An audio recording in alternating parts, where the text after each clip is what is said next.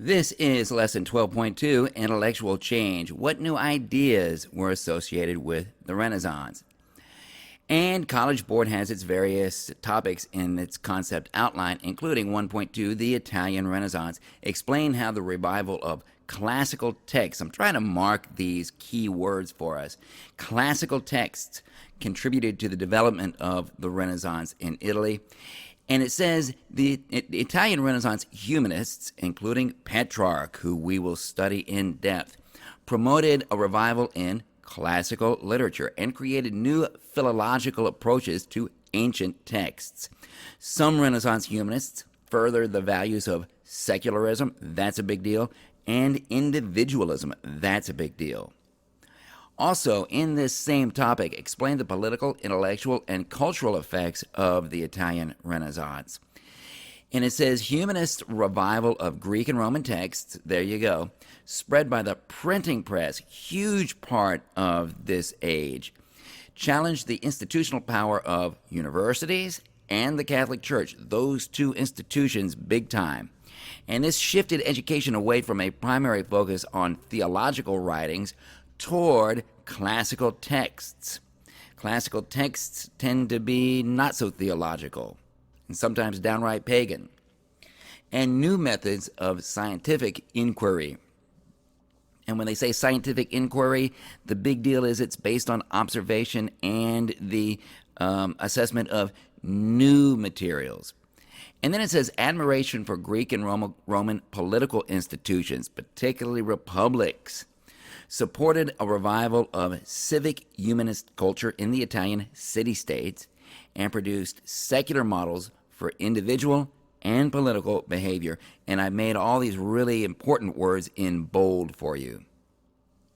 And then we've got topic 1.3, specifically the Northern Renaissance. We've been talking about Italy. There was a whole nother Renaissance, actually, that kind of spun off of the Italian Renaissance, and that was the Northern Renaissance. And so 1.3 says, explain how Renaissance ideas were developed, maintained, and changed. That's very important as the Renaissance spread to Northern Europe, went across the Alps and went into Spain and the Netherlands and England. And topic 1.3 also says Christian humanism. Wait a minute. We've been talking about humanism, and now we got this new thing called Christian humanism.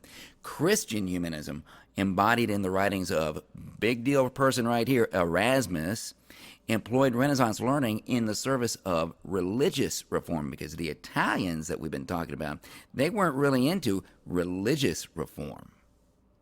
And then you've got, it gets its own topic, 1.4, printing. Explain how the influence of the printing press on cultural and intellectual developments in modern European history. Well, the invention of printing promoted the dissemination of new ideas. The invention of the printing press in the 1450s, and that's, right around 1450, it helped spread the Renaissance beyond Italy and encouraged the growth of, and this is really important, vernacular literature. Literature that is in your own language, not in Latin, but in the language that you grew up speaking, the language you speak, and the language your family speaks, and the language all your friends speak, and your countrymen speak, which would eventually contribute to the development of, there you go, national cultures. And think about this, and I just put this myself, they didn't put that in there, it's just me. Nobody loved Latin more than Petrarch, as we shall see. But Petrarch wrote a lot of very famous romantic sonnets, and he wrote those in Italian, his own vernacular. And then you've got College Board topic 111, causation in the Renaissance and the Age of Discovery. Keep in mind that causation, cause and effect, is one of our four major historical thinking skills. And it says, explain the causes and the consequences of the Renaissance and the Age of Discovery. And it says, the rediscovery of works from ancient Greece and Rome and observation of the natural world changed many Europeans' view of their world. And a revival of classical texts, there you go again, back to the classical texts, led to new methods of scholarship, which we will talk about, and new values in both society and religion.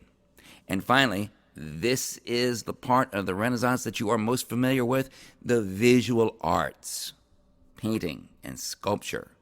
The visual arts incorporated the new ideas of the Renaissance and were used to promote personal, political, and religious goals. And so there's Italy right there. One of the things I want to point out about Italy is it is not a country. It's more of what a guy we will study later called Clemens von Metternich called a geographical expression. It's simply a geographical expression, not a country. And you've got some key terms here: secularism, scholasticism, classicism, humanism, and of course, the Renaissance. And you've got some key figures: Petrarch, Giovanni Pico della Mirandola, or we just call him Pico for short, and Cicero, who did not live during this time period. He actually lived in the days of the old Roman Republic. He was long dead, and yet he was instrumental in bringing about our Renaissance. A little review. We're going to make some references to some of the stuff that we learned in the last lesson. As we saw, Italy was in the middle of the Mediterranean, and we learned that it had access to trade throughout Europe and throughout the Mediterranean. And we learned that there were many wealthy merchants in Italy. And Italy was a center of commerce. Remember, industry and trade and banking throughout Europe. And we also learned that Italy had always been more urban than the rest of Europe. Feudalism and its economic counterpart, manorialism, hadn't put down deep roots in Italy as they had in the rest of Europe. Now let me stop right there and let you know that I will put a PowerPoint on Google Classroom that will explain feudalism and manorialism in more detail. Suffice it to say, at this point, I'll just say this about feudalism. Feudalism is a political system. Its economic counterpart is manorialism. They're two sides of the same coin.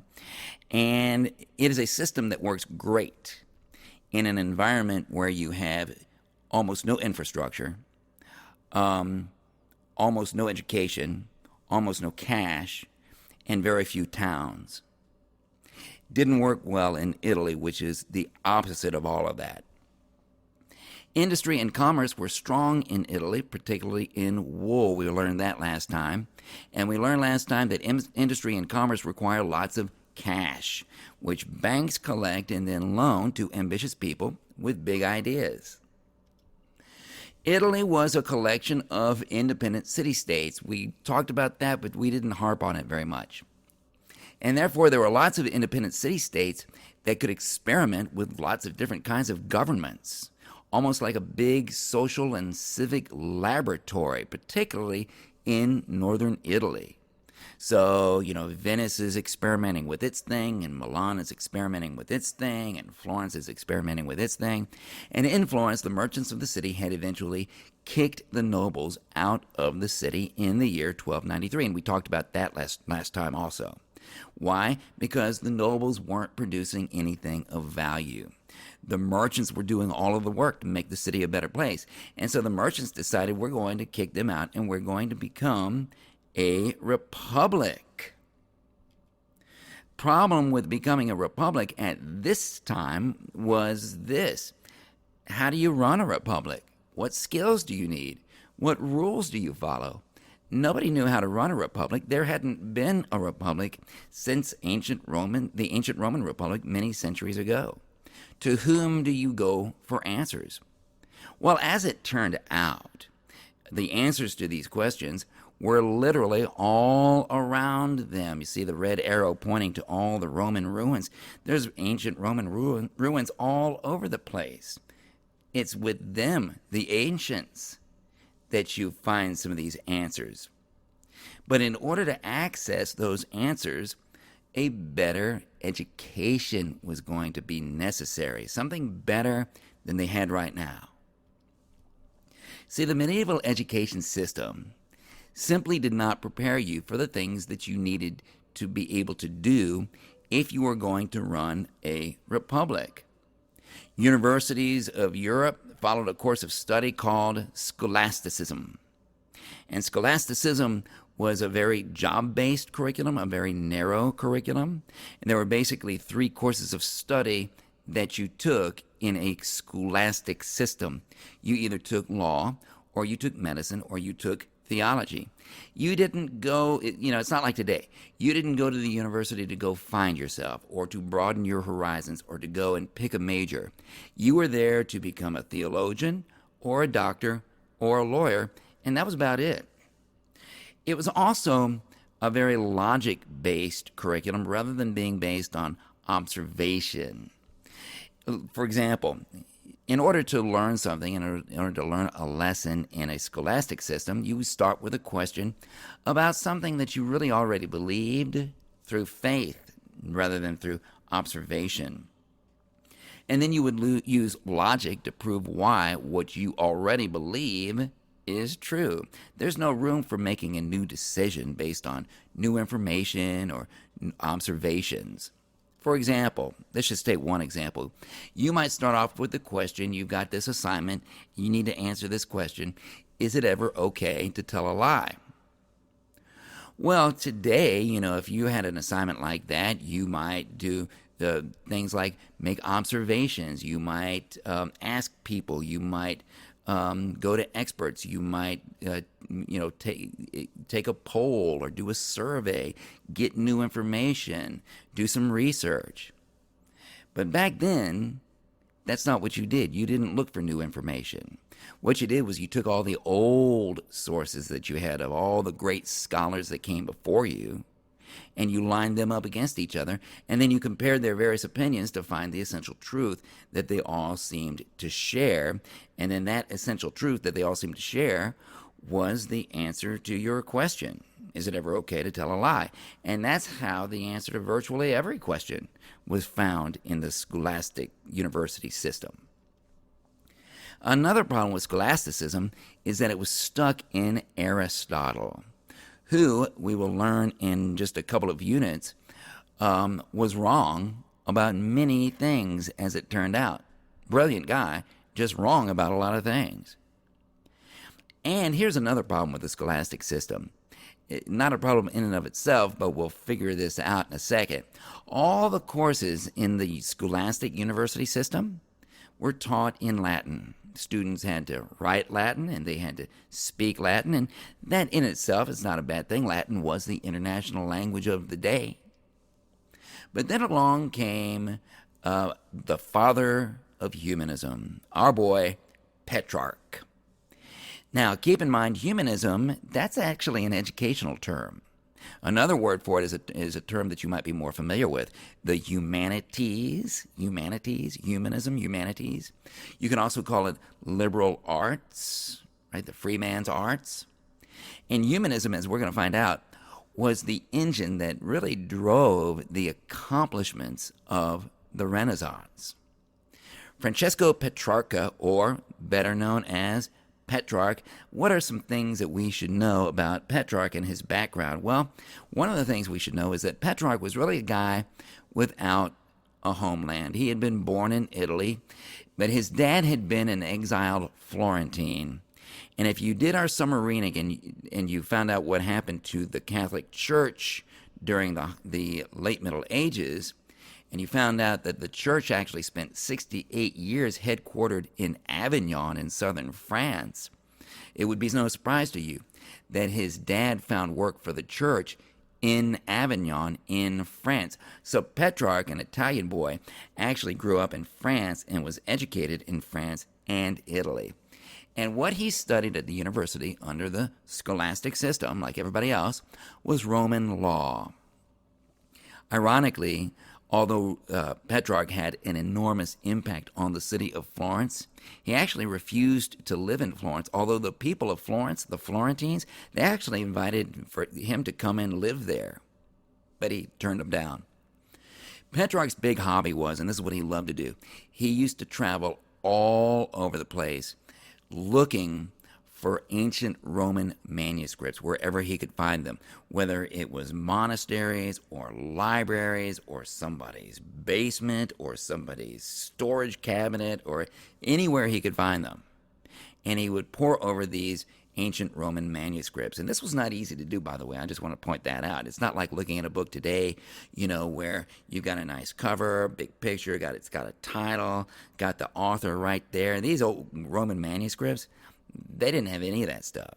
If you wanted to find out who wrote them and when they were written, there was no cover. You had to really dig in there and look at the text and find out. So it was not easy. But as a student of Roman law, Petrarch he'd gone to the university and gotten a scholastic education like we talked about, and he didn't like it. He had two big problems with scholasticism as a university system. First of all, Petrarch thought it was too narrow to prepare you for life. As one of the things we said about it is very narrow. I mean, it's just, medicine, theology, and law. And his question was, how is all of this going to teach me to lead a productive life? How is all of this going to help me, let's say, run a government, or let's say run a business, or improve my community? Not only that, the other problem that Petrarch had with scholasticism and the Latin that it used was the Latin of Petrarch's day was really, really bad. It was horrendous. The grammar was bad. The syntax was bad. It was unclear. It was sloppy. The style was uninspiring and irrelevant, and it was just agony to try and read through this stuff. It was a terrible experience. And it was so different from when Petrarch went back to the ancients and read the Latin of those great statesmen like, from the old Roman Republic, like Cicero. And there's a picture of Cicero, and look how captivated everybody is as they're watching him speak with so much conviction and emotion and eloquence. Their Latin was eloquent, and it was beautiful, and it was clear, and it was precise. And it was useful to Petrarch's own life. And it was motivating. It got you excited when you read the stuff they were writing about. You were like, man, yeah, let's make this happen. Yes. And Petrarch thought, if we just got to know these ancient Roman guys again, these guys could teach us everything we need to know. Now, there was a problem with introducing somebody like Cicero, from the ancient Roman Republic to these Christians of his day. And that was this: nobody in the Middle Ages is going to listen to a pagan like Cicero. I mean, those ancient Romans, they didn't even believe in Jesus. Of course, Jesus wasn't around yet. They believed in all these gross, nasty, false pagan gods. And, somebody like Cicero who believes in that, how can you take somebody like that seriously? Well, the answer that Petrarch came across was this: if you're going to introduce Cicero to the world, you've got to introduce him alongside this value called secularism. And that is often a misunderstood term, secularism. It is extremely important to understanding the Renaissance. Petrarch was a Christian, just like everybody else in Italy. But Petrarch put it like this. He said, Christ is my God, but Cicero is the prince of language. In other words, Petrarch argued that the secular world, and what we mean by that is this: the world apart from God, the world apart from faith and heaven and the church and religious concerns, the world outside of all of that, the here and now, that has its own kind of good too. Secularism says that things outside the church can also be worthwhile and valuable and useful. Sure, he would admit this. If you want answers to your questions about God and heaven and salvation and spirituality, then yes, you're absolutely right. The ancient Romans, like Cicero, yeah, they can't help you. You're right. But if you want answers to questions about the here and now, like how do I make life better for the people in my city? Well, Cicero is your man. It's these ancients that you want to go to. Well, I'll give you an example. Some examples of what Petrarch was reading when he read Cicero. For example, he read about the necessities of good government. Here's a quote from Cicero: "A nation can survive its fools and even the ambitious, but it cannot survive treason from within.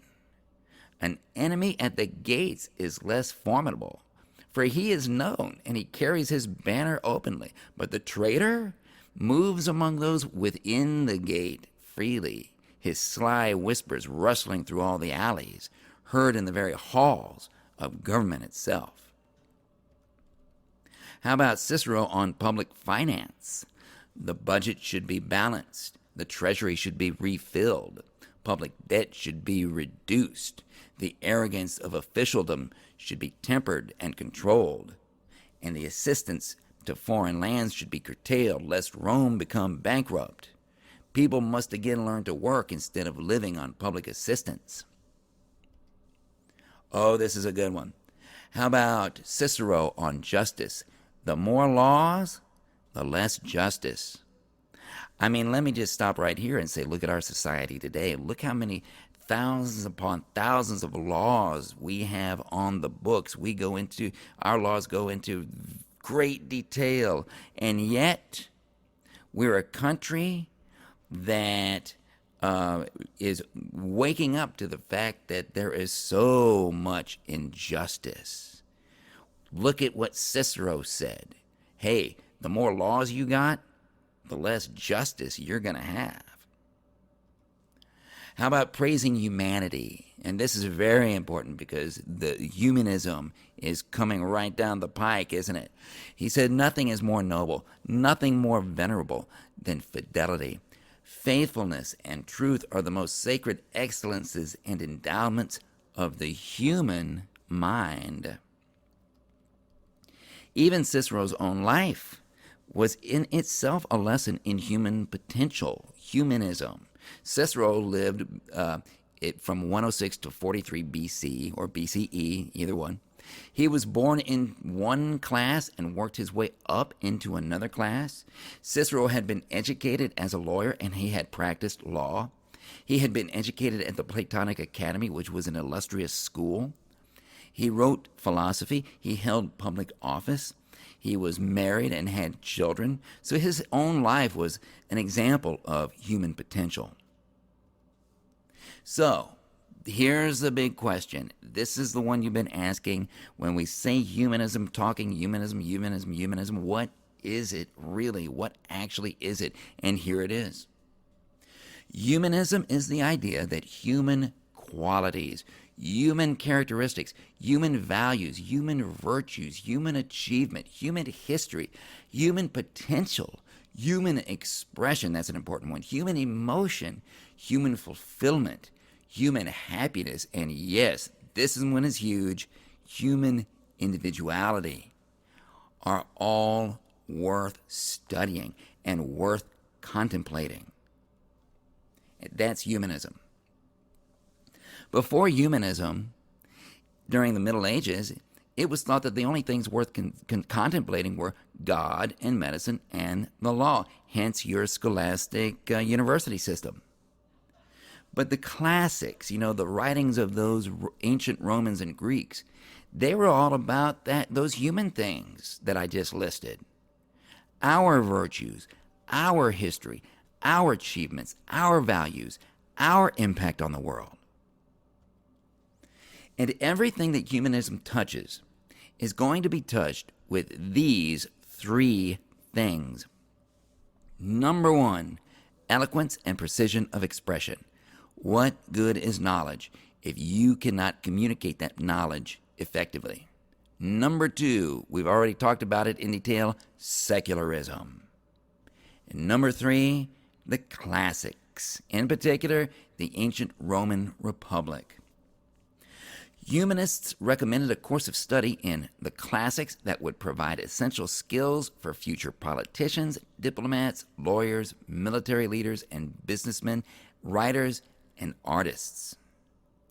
And this would provide a much broader and more practical type of training than that currently offered at the universities under the scholastic system.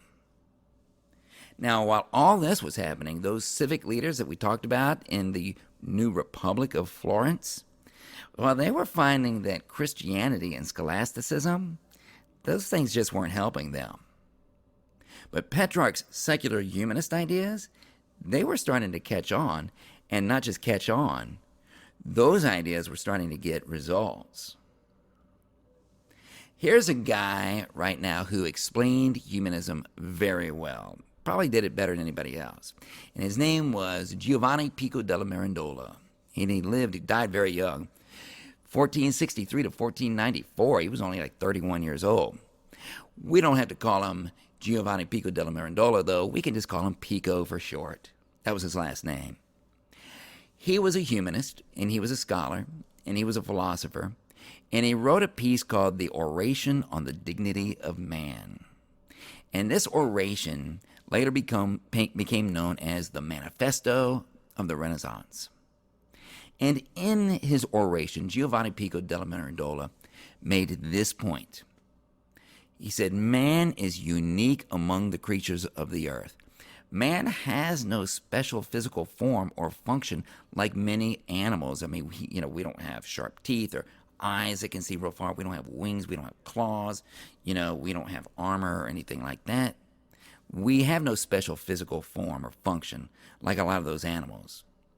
But he's therefore the only creature who can become whatever he or she wants to be for that very reason. We can lift ourselves up to a level just beneath that of the angels, or we can lower ourselves to the level of beasts. Let me give you an illustration. Pico didn't really talk about giraffes, but I'm going to talk about giraffes. Look at this giraffe. A giraffe is all that creature is ever going to be. He'll be no more, he'll be no less. He has no choice but to be a giraffe. He can't even contemplate, how can I be a better giraffe? How can I help my giraffe community? But we can become anything we want to be. We can choose to be incredibly amazing, like Einstein, or we can degrade ourselves to the level of beasts. And it's our choice. That's humanism. That's the Renaissance. Our textbook expresses it like this, and it says this, and I think I stole some of this. Humanists thought that their recommended course of study in the classics would provide essential skills for future politicians, diplomats, lawyers, military leaders, and businessmen, as well as writers and artists, and it would provide a much broader and more practical type of training than that offered at universities, which at the time focused on theology and philosophy, or on theoretical training for lawyers and physicians. And notice that's theoretical as opposed to hands-on or practical training.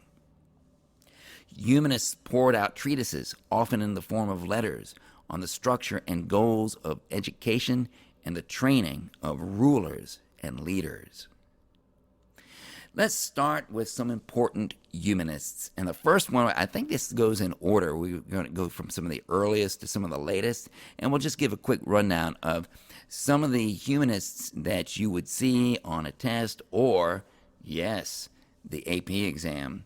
And we'll start with Coluccio Salutati, 1331 to 1406. So he's very, very early. If we're trying to pinpoint as, the Renaissance as to when it started, and we think it's somewhere between, let's say, 1382 and 1402, he lived to 1406. And Salutati was a chancellor of Florence, like we said last time, beginning in 1375. And this meant that he was basically the prime minister or the chief executive of Florence. And he did the hiring of many influential government employees. Salutati was a humanist. He was a follower of Petrarch. He was a personal friend of the author of the book The Decameron, which was about the plague, Giovanni Boccaccio. And Salutati picked employees for the government based on their personal qualities. He picked people who had knowledge of law and economics and speaking, writing, diplomacy. And he picked people who shared his love of the classics. Here's another bit about Coluccio Salutati. Salutati understood that language was more than just polish and panache and eloquence. Language was a tool for leading people. Language was as important as knowledge. If you have knowledge but you can't communicate well, your knowledge is useless. And the inverse is also true. If you communicate well but you have no knowledge, then your eloquence is useless. And Salutati began a long tradition of Florentine chancellors who hired civic employees exactly the way he did. Here's another thing about Caluccio Salutati. We talked about this yesterday. Gian Galeazzo Visconti, the Duke of Milan, who laid siege to Florence and almost took it out, said of Salutati that his writings could cause more damage than 1,000 Florentine horsemen. Well, that's high praise indeed right there. Interesting note. We talked about this in the last lesson. Gian Galeazzo Visconti tried to conquer Florence, and in September 1402, Visconti came extremely close to succeeding. And we talked about that as he besieged the city of Florence, and Salutati and his young protege, Leonardo Bruni, led the city's defenses. Talked about that last time. And Florence was spared only because Visconti died of a fever. And then Salutati and Bruni realized from this experience that Florence needed an educational system that would train young Florentines to handle this kind of crisis in the future. And that just brings us to Caluccio Salutati's protege, Leonardo Bruni, who lived from 1374 to 1444. So, of course, he's younger. He's coming along a little later. And Bruni served as Chancellor of Florence twice. He was a humanist historian.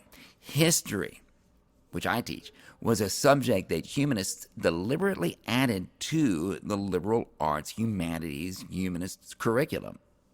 Bruni wrote a history of the city of Florence, and you've all divided history this way. You've seen it a million times. Well, Bruni was the guy who divided history into three main eras: ancient history, medieval history, and modern history. And Bruni was the first humanist who had a thorough knowledge of Greek. You know, the ones who came before him, they knew Latin pretty well, like Petrarch. He was really good at Latin, but he brought Greek into this whole thing. And then we've got Lorenzo Valla. Really interesting story about him. 1407 to 1457. Valla, again, was a humanist. He was an educator. And interestingly enough, Valla was also a priest.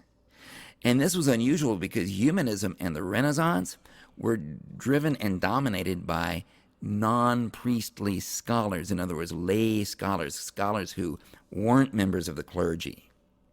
And Lorenzo Valla served as a papal secretary, and he became known as the father of the science of philology. And philology is the study of language in historical written texts. In other words, if I'm looking at a text, what can I tell about it from the style and the manner in which it was written? And Valla wrote a book called The Elegances of the Latin Language, and he rejected as inferior any Latin that was written after the 1st century of the Roman Empire. Oh yeah, after that, the Latin just went down the tubes, turned into trash after that. Lorenzo Valla discovered something amazing about a controversial legal document called the Donation of Constantine. Very important document. This was a document that was supposedly written by the Roman Emperor Constantine way back in the 4th century, like back in the 300s. And in this document, Constantine, supposedly, basically gives the Pope political control over all of Western Europe. And the various popes over the centuries had used this document, the Donation of Constantine, very effectively to exert their authority over secular kings all over Europe. And the authenticity of this document had been called into question numerous times, but Lorenzo Valla used this new humanist science of philology to show that the Donation of Constantine was written in an 8th or 9th century style Latin. In other words, Lorenzo Valla proved that the Donation of Constantine was a fake. Then we've got Marsilio Ficino, 1433 to 1499, a humanist, a scholar. And one of the things that he did was he translated Plato, Greek philosopher, into Latin. Now, Plato was not a Christian. He lived before the Christian era. But Ficino gave Plato a very Christian interpretation that was going to be very influential for many, many years. And when Cosimo de' Medici, who we studied last time, decided to refound the ancient Platonic Academy, like form it up again as a new school, he chose Ficino to be its director. And then this guy, we've already studied him, we're back to him, Giovanni Pico della Mirandola, or as we like to say, just Pico. Humanist, scholar, philosopher with an extensive education. Mirandola was actually the name of the castle that Pico's family owned, and that's why a lot of people call him della Mirandola. But Pico wrote the Oration on the Dignity of Man, as we said before in this very lesson, and he wrote that in 1486. And this oration, as we already said, became known in modern times as the Manifesto of the Renaissance. And Pico was actually prevented from holding a public debate on his oration by Pope Innocent VIII in the year 1487. And in fact, Pico was actually investigated for heresy. And Pico's oration wasn't actually published until 1496, after Pico had died. And so Pico was actually a close friend of, Girolamo Savonarola for years. Savonarola was the guy who got burned at the stake and who tried to destroy the Renaissance. Remember that? In the last lesson. And Pico actually got Lorenzo de' Medici to invite Savonarola to live in Florence. Pico intended to become a monk just like Savonarola. Then he gave up studying non-Christian texts, and he destroyed, actually, some of his earlier poetry. And Pico died most likely of arsenic poisoning on the very day that the French King Charles VIII subdued Florence on his way to Naples in 1494. And we talked about that last time. Some people mark that as kind of the end of the Renaissance. And then we have Leon Battista Alberti, 1404 to 1472, humanist. And he is thought of as the first, what we like to call, a Renaissance man. What is a Renaissance man? Well, a Renaissance man is a person, and you could have a Renaissance woman too, who excels at many different things. And be careful here, that is not to be confused with what you might think of as a jack of all trades, somebody who can just kind of get by at many different things. A Renaissance man excels at many different things. That's very different. So Alberti excelled at such things as, look at this wide range: novels and plays, legal treatises, architecture, inventions, sports. He's a great athlete, physics, math, etc. And then we've got Baldassare Castiglione, 1478 to 1529, also a humanist and a courtier, that's important, and a diplomat. And he wrote a book that was in great demand called The Courtier. This was at a time when a lot of nobles, you think nobles just kind of hang around and take it easy and just kind of enjoy their money. But this was a time when many nobles were actually having to go and get jobs and careers to supplement their incomes, because their landed holdings, the land, wasn't providing the income that they were used to. Well, what's the best job for a nobleman who has to go get a job? Best job is a job in the court of a ruler somewhere, isn't it?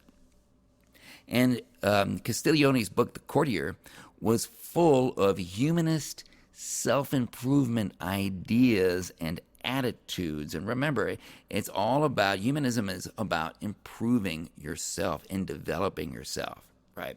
And an example of one of the things he talked about in The Courtier was this idea of nonchalance. And what is nonchalance? Because we've always heard about people being nonchalant about this or about that. Nonchalance was the art, right, of making hard things look easy. Can you speak with nonchalance? Can you play a musical instrument with nonchalance? Can you dance with nonchalance? Things that are hard, make them look easy. And he described the kind of education and the kind of abilities that it took to be a proper courtier or a proper court lady who could project nonchalance. And of course, our boy Niccolo Machiavelli, 1469 to 1527, a humanist and also a pragmatist, somebody who is pragmatic about things. Machiavelli was a political theorist and a politician and a diplomat and even a popular playwright. And he wrote this book called The Prince, which was not a play. And it was the first modern guide to politics. And we got to go into some detail about Machiavelli's The Prince. He developed this idea in The Prince of virtue. And virtue sounds like virtue, and it's kind of related to virtue, but it doesn't exactly mean the same thing. Virtue means the traits necessary to be a leader, and the traits necessary to accomplish great things, and the ability to order your world according to your values and your beliefs. Virtue included things like pride, bravery, civic humanism, strength, and even, dare I say it, yes, even a certain amount of ruthlessness. How should a government be judged? Well, according to Machiavelli in The Prince, a government should be judged by how well it provides security, order, and safety to the people, and that's it. Nobody's going to remember how nice you were, or how pious you were, or how godly you were. So what made Niccolo Machiavelli a humanist? Well, The Prince was a work of obvious impiety. And what that means is The Prince was not really religious at all. It dealt with what worked, not with what reflected piety. It broke with previous idealistic prescriptions for how a great prince ought to be, and it stuck with what a great prince needed to be. Machiavelli founded political science as a discipline, and he described politics as it was really practiced, not as it should be practiced. And the basis for his model of the state was this: human nature as it really was. Humanism, right? Human nature. Constantly pursuing its own self-interest, that's human nature. And an effective state would be a fusion of good laws and power. And a prince should be careful to be feared more than loved. Don't get the wrong idea. Machiavelli had no problem with being loved. Being loved is great. There's no problem being loved. But if you have to choose between being feared and being loved, err on the side of being feared. You won't regret it. And a prince should be willing to do, yes, wrong, ruthless things if the good of the state demanded it. And that brings us to Francesco Guicciardini, lived 1483 to 1540, so he's very late.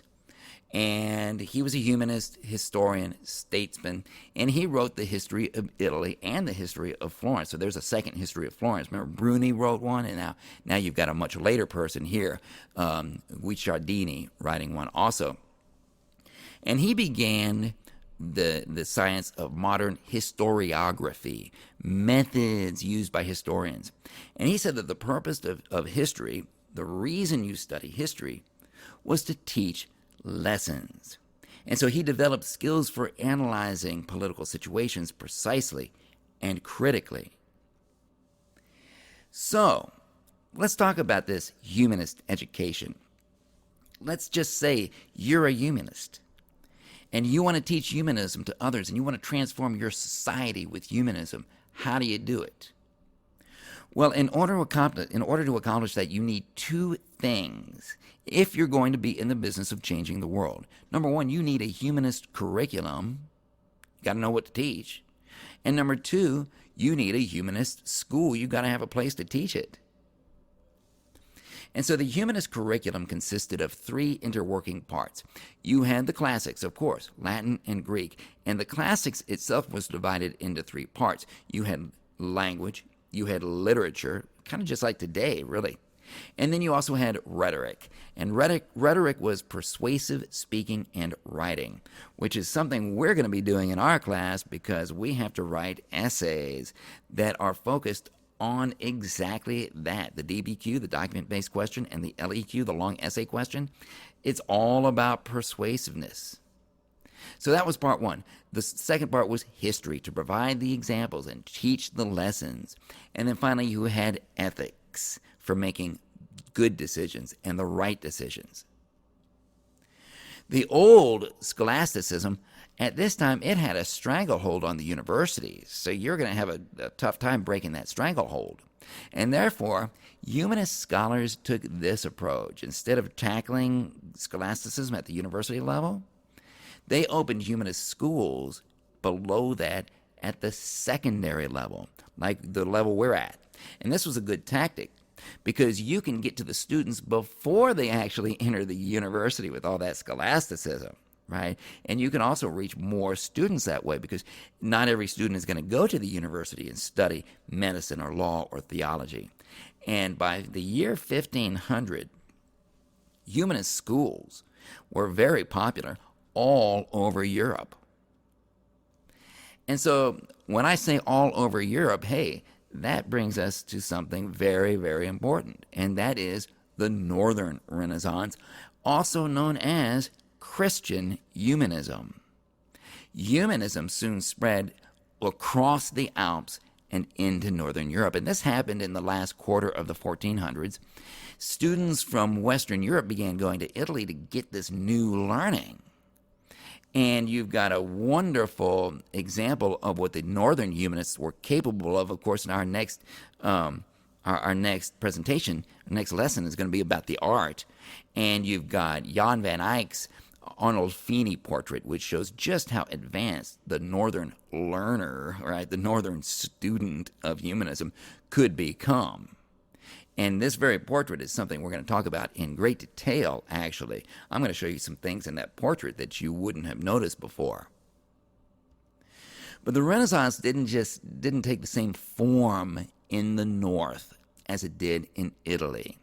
Now, don't get the wrong idea. The Italians were very religious people, very Christian people. But the Italian Renaissance was deliberately more secular in nature. Aren't you glad we defined that word? Whereas the Northern Renaissance, it was much more religious in nature. See, the Italian humanists saw the Renaissance as a way of improving people's lives here on earth in the here and now. Whereas the Christian humanists, and when I say Christian humanists, think Northern Europe, right? Think Northern Europe. Christian humanists, Northern Europe. The Christian humanists saw the Renaissance as a way of two things. Number one, reforming the church. That didn't even enter the Italians' minds. And two, deepening people's spiritual lives rather than their earthly lives. Why did it morph this way as it traveled into Northern Europe? How did this religious perspective develop, and was it good? Was it bad? As we have learned, if you went to the summer reading and went to my Google Classroom on that, as you know, the church had been in severe crisis. There was the Babylonian captivity that lasted 68 years. There was the Great Papal Schism. There were dissenting groups of Christians like Jan Hus and the Hussites, for example. And many such groups became very powerful. Well, Christian humanism, i.e. the Northern Renaissance, those two things are basically the same thing, tended to center on three main questions. Number one, what kind of access to God does the individual have outside of a priest or a church? As we have seen, humanism honors and celebrates individuality. That is a very important part of the Renaissance. Because if there is some way that the individual Christian could approach God directly, then can I be close to God without all that church? Can I lead a life that's pleasing to God without my life being regulated by the structure and organization of the Catholic Church? The state of education in the North, we've talked about education in Italy, but the state of education in the North was very different. Education and religion were very closely linked in Northern European culture. You know, back down in Italy, the Italian humanists, they had separated the religious education and the lay, non-religious education. In Northern Europe, there was practically no lay education at all. There was practically no non-religious education. There was practically no non-religious culture. And the Northern European mind was simply not prepared to separate and compartmentalize the secular and the spiritual. The Italian mind could do that, right? The Northern Europeans recognized the power of humanism and all of this wonderful learning and these skills to improve people's lives. Yes, they saw that. Christian humanists in Northern Europe, they wanted to use the skills taught in the humanist education to do several things. Number one, improve people's spiritual lives. That was not a priority back down in Italy. To improve or even reform the church, the Italians were thinking nothing about that. To give spiritual fulfillment and comfort to people, that was not an Italian thing. To bring intellectual fulfillment and comfort, and how are you going to do that? How are you going to improve people's spiritual lives and improve the church and give spiritual fulfillment and spiritual comfort? How are you going to do that? See, the Italian mind, the Italian secular humanist mind, could separate those two things, the church and the non-church. The Italian mind was prepared to say, hey, I get my education over here at school, and I get my salvation over here at church. But the northern mind, the northern Christian humanist mind, it couldn't do that, didn't want to do that. The Christian humanist mind would say this, it'd say, look, hey, you know, all these wonderful things about humanism, all the great knowledge and skills that we get and all these instruments for learning that we get, man, they're great. But if you're not learning for salvation, what in the world are you doing? Wouldn't the first, best, and noblest application of all this wonderful humanist education be for salvation? So the Italians, they utilized humanist virtues and instruments and the skills of, you know, things like editing and philology, like we talked about, and historiography and correct and precise and eloquent Latin and all that stuff. And they applied these skills to pagan texts from Rome and Greece because they wanted to understand how the ancient world worked so that lay people, regular non-church people like you and me, in the Italian cities could then learn the moral lives of these ancients and apply them to their own secular lives. The Italian humanists, they left all the religious matters and all the spiritual matters to the church.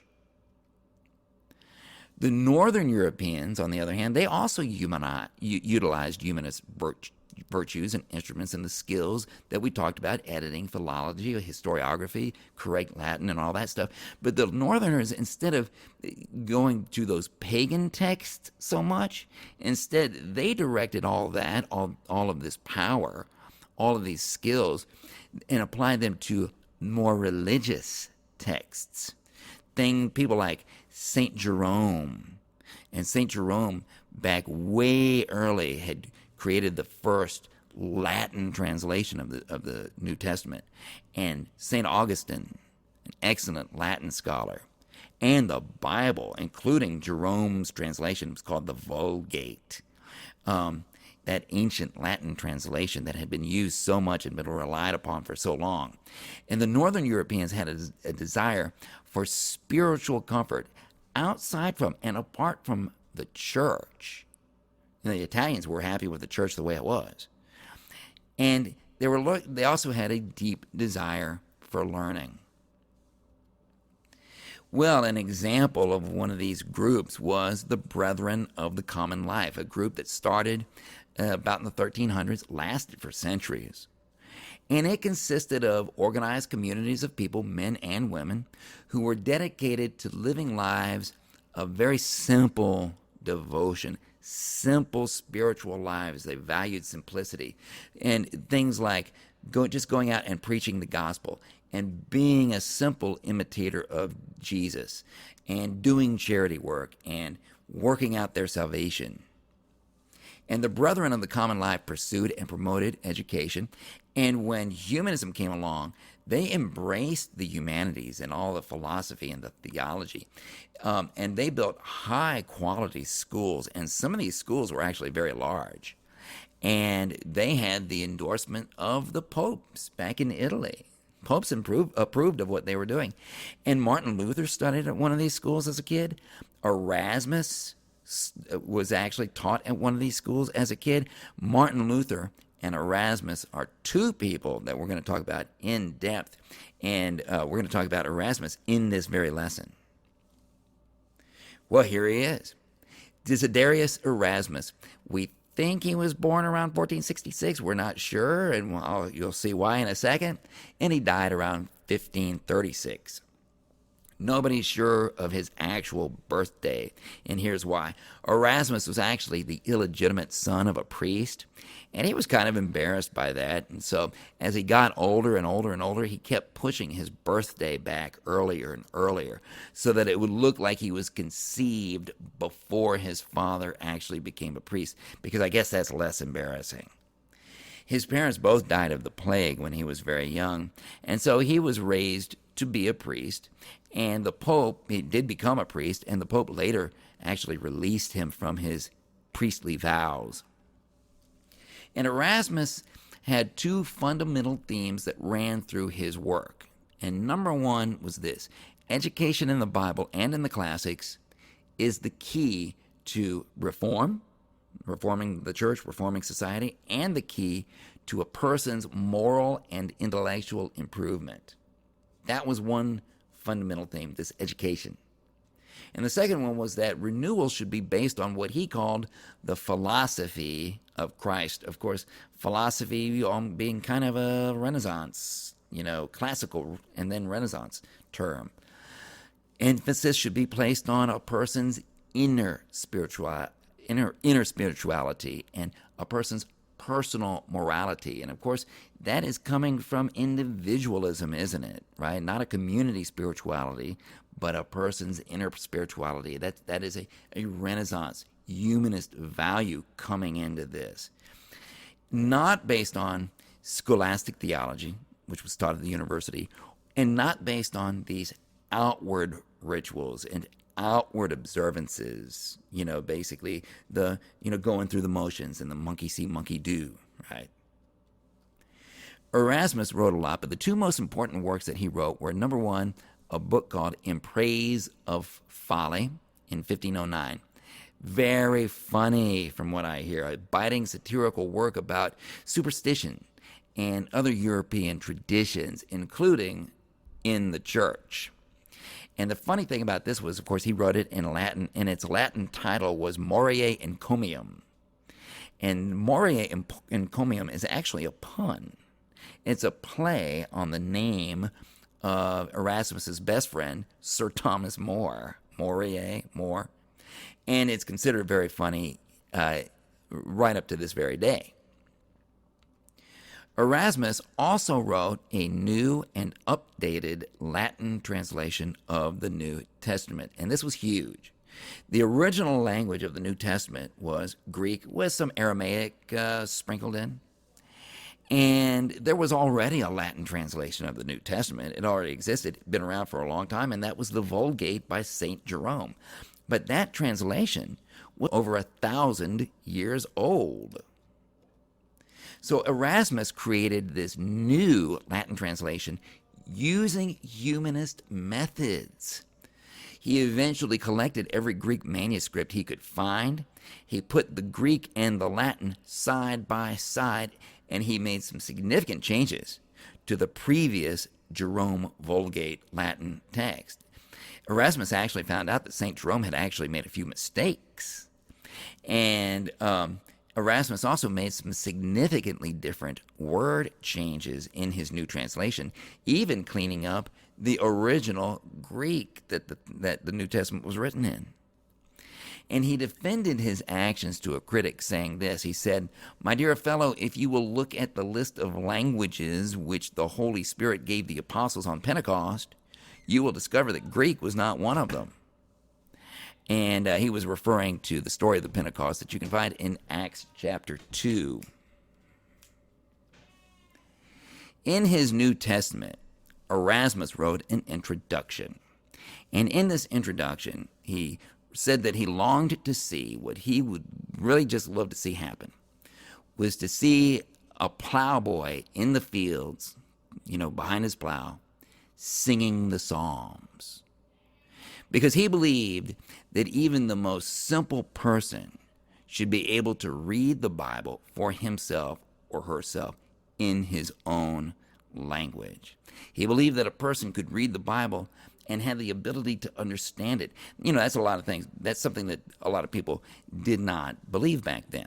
So the vernacular, a person's own language, right? Not Latin, but their own language that they speak, their native language, the vernacular, was a central Renaissance value. Now, keep in mind, Erasmus wrote his translation in Latin, but the vernacular is coming. One of the things historians like to teach about Erasmus and his New Testament was that it was like this instant success, and it was just brilliant, and people loved it. And it went through 4 editions because it was so incredibly popular. That's not quite true. The first edition of his New Testament in 1516 was a mess. It had lots of editing errors. Erasmus had not consulted a wide enough collection of Greek manuscripts to do a truly scholarly work, and it showed. And his New Testament went through 4 printings and revisions over the course of 20 years just to get the thing up to speed, right? Mostly because Erasmus had to work hard to turn his New Testament into something that was truly and thoroughly scholarly. Erasmus always personally oversaw the printing of all of his books to make sure that it was done right. Not everyone liked Erasmus's New Testament. He only escaped being accused of heresy because he was famous. But there were 3 very important results of this New Testament that Erasmus put out. He made, first of all, the original Greek language available to readers.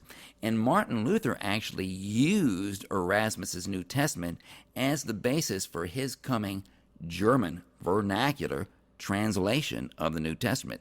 And so, in that sense, it was a very powerful force in paving the way for the coming Protestant Reformation. But the biggest result of all was this, and it made a change in people's minds. Erasmus's New Testament meant that everything could be questioned. Even the greatest of church doctors, St. Jerome, even the very text of the Bible itself could be questioned. That brings us to Sir Thomas More. Sir Thomas More lived from 1478 to 1535. He was English. He was a humanist, a lawyer, statesman. He was a government official. He was the Lord Chancellor of England. He was a counselor to Henry VIII. And he was executed for treason because he refused to take an oath called the Oath of Supremacy. And this Oath of Supremacy recognized Henry VIII as the head of the new Church of England. And we'll be talking about that later. Sir Thomas More wrote the very controversial book called Utopia in 1516. And here's what Utopia is. Utopia describes a fictional community on a fictional island near North America. And on this island, in this community, everybody from child to prince has an excellent education. So everybody gets fulfilled intellectually and spiritually. There's no personal property. Everything is owned in common. So there's no sense of, I know what's mine in Utopia. Christian charity is automatic and it's institutionalized. And what really made it stand out was that nobody in Utopia owned any property. Everything was held in common. But More he didn't know anything about communism. The Soviet Union made him one of their heroes and stuff like that, but he didn't really know anything about communism. Communism didn't exist yet. He was actually thinking more along the apostolic church model from the book of Acts. What motivated Sir Thomas More to write this famous work, Utopia? Well, it was obvious to Christian humanists that current society and institutions really were not working for most people. And Sir Thomas More and others were proposing new models for individual reform and institutional reform. And that brings us eventually to the printing press and the Gutenberg Bible. Johannes Gutenberg lived from around 1400 to 1468, and he invented mechanical metal movable type for the printing press around 1450. Changed the world, as you know. The Chinese artisan Bing Shang had invented movable type using pieces made from porcelain around the year 1050 during the Northern Sung Dynasty. And in 1377, the book Jikji was printed in Korea using movable metal type. However, no existing account of this existed in Europe at the time of these developments. And the fact that European languages have so few characters, like English only has 26 characters if you don't count the punctuation, right? It's 26 characters. That made movable type a major game changer for all of Western society. And the printing press arrived at the perfect time for Christian humanism. Humanism values precision and specificity of expression, and the printing press enforced both of these values. It meant that everyone could read the exact same thing, and Christian humanists could discuss the exact same ideas using the exact same vocabulary. And when you have that kind of setting, some ideas are going to win and some ideas are going to lose, and the humanists could attack inferior ideas now and do it much more cheaply. Our textbook puts it like this: printing gave hundreds or even thousands of people identical books, allowing them to more easily discuss the ideas that the books contained with one another in person or through letters. Printed materials reached an invisible public, allowing silent individuals to join causes and groups of individuals widely separated by geography to form a common identity. And this new group consciousness could compete with and transcend older, localized loyalties. The printing press was going to be instrumental in the development of three important movements, three important things: the spread of the Renaissance beyond Italy, the growth of vernacular literature in your own language. In our summer reading, we already saw that vernacular literature could be popular. Chaucer's The Canterbury Tales, Dante's Divine Comedy, Petrarch's Italian Sonnets, these all predated the printing press, and they were in the vernacular. But now, greater access to books among more than just scholars is going to make the demand for the vernacular literature grow among a greater number of readers. And this is going to lead us to the emergence of national cultures. We're going to see that this idea of nationality, what nation you belong to, is more of an artificial construct than it is some kind of a natural, cultural, or ethnic development. When people who speak the same languages are reading the same printed vernacular material, their regional dialects erode, their ability to communicate with each other improves, they get the same vernacular messages, and they start seeing themselves as part of a greater nation. And this is a development that can be encouraged by the deliberate and strategic use of the printing press.